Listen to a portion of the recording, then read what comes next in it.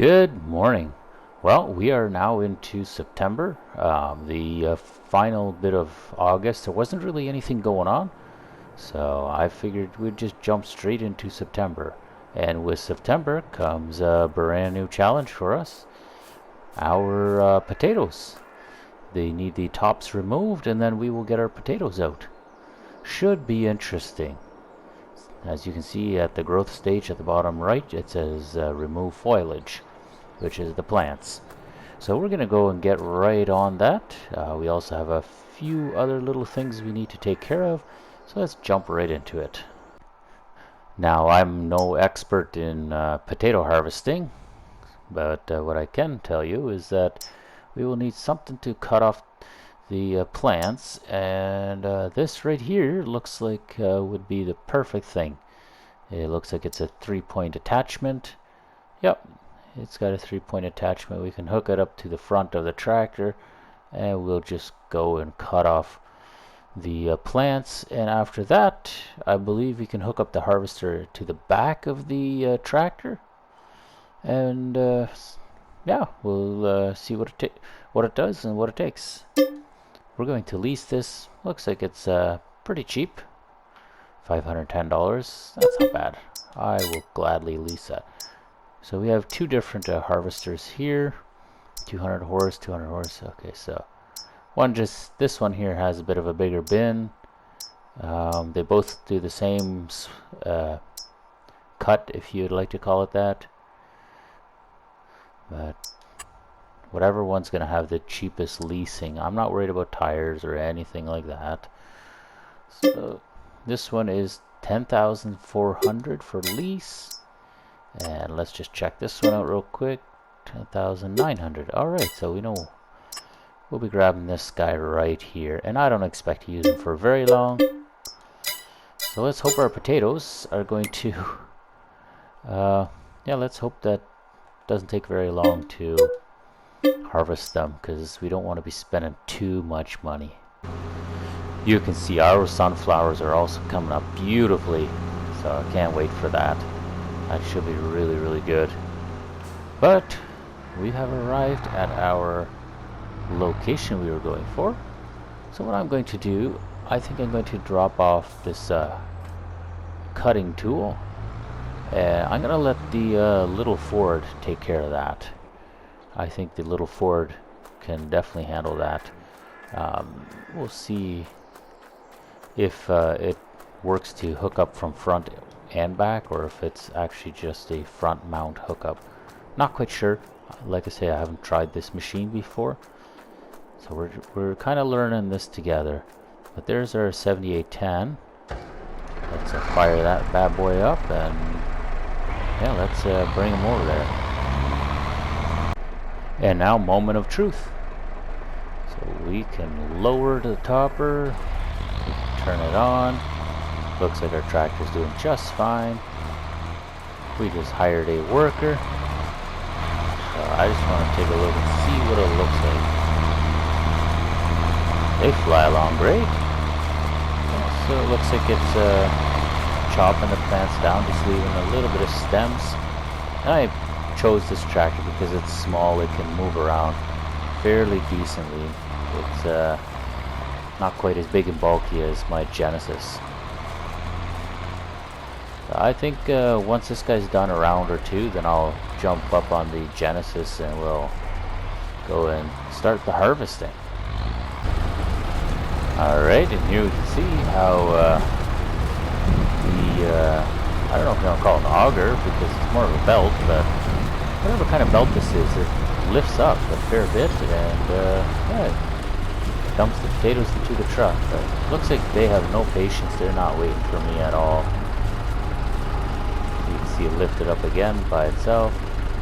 Kind of like how your combine auger always comes out as soon as there's a wagon close by. Yeah, I don't think that they'll need us right away.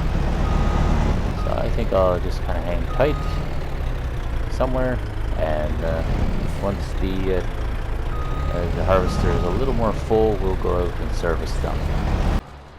The little Ford is all done, so we can detach that detopper or whatever you want to call it, and we're going to go into our rentals right away and bring that back.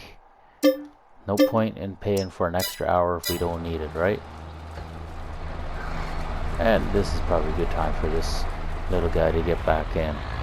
We're going to bring him home, but before we do that, I was thinking already where I want to store my potatoes, because obviously they have to be stored somewhere, and I got to use my dump truck, you know, a few times a month, so I can't just store it in the dump truck.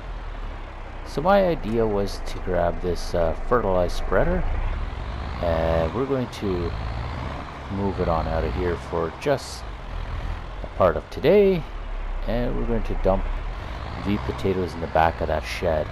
I think they should stay relatively dry, shouldn't be a problem. I just figured I needed to put in a little bit more footage of this harvester, just so you guys can see exactly what's going on. So we can tell that there's some sort of cutter going into the ground. And if you look underneath here, you can see that the dirt just kind of falls through this this belt, because it is not a solid belt, it's more of a wire frame belt, if you will. And as it goes over, as the potatoes go over those humps there, you can tell that a lot of the dirt just gets dumped out. See, there you go, there's the wire belt. Hey man, get off my house, please don't drive over it. And it'll go up there, and it'll go all the way to the back, and it comes across, and it's cleaning as it goes, and it eventually goes into this hopper here. Now the hopper is only 33% full, so I think we can probably do this entire field as small as it is. We can do it all, and probably won't need to unload until we are finished. So that's good. Now she's just getting into position again. Man, you should be wearing safety footwear. This is not good. Could get hurt. And then because we need an inside view so you guys can see that too, there you have it. You can see the potatoes just coming up the belt there, or chain, or whatever you want to call it. So yeah, it gives you a little bit of perspective on how this thing is working. You know, in the meantime, while we're waiting for that potato harvester to finish loading, our silage did get ready. And you can see there's still a bit of green stuff here on the ground. So I'm going to go ahead and clean up all this grass and whatnot material. If I can, anyway. Looks like I only got 2%. And we want to just kind of clean that up a little bit. Make sure that none of that gets into our harvester that we're going to be using to take all this out. Well, would you look at that?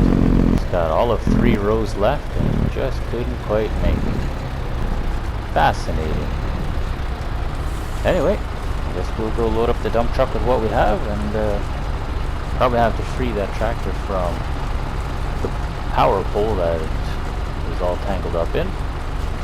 Seeing as AI loves that power pole. Now this little garden is not worth very much, I will admit. I think we might end up paving it as well, and see if we can do something else with it. But right now AI is trying to attack me for whatever reason. Not sure what their deal is, but we'll just leave it at that. Doesn't really matter. Interestingly though, Ch5 was not accepted at my bale shredder facility. So that is rather peculiar, I have to say. Oh well. So be it then. I'm gonna go collect the rest of this chaff here. Yeah, let's get the rest of this chaff out of here. We'll have to go dump it off somewhere in the corner. We can grab it later and put it back in the silage heap. Well, the harvest is all done, so we may as well take that pipe out. Let's load that into the dump truck and let's see what we got. See, we how many potatoes we have, and I honestly don't even know what season is best for potatoes or anything, but I guess we will take a look at that very, very soon. There you go. That was an interesting sound that the harvester made too. Yeah, we got a pipe in, and then now we can fold everything up. Perfect. We will disconnect. Big tree in the way. Alrighty. So it only took about 40 minutes worth of our time. What we'll do is we will return this harvester before we have to be charged another hour for it. There we are. Okay. Now I should go clean up this tractor before it makes a mess of things. Nobody wants to have a messy yard, so let me do that and we'll go see what our potatoes are doing.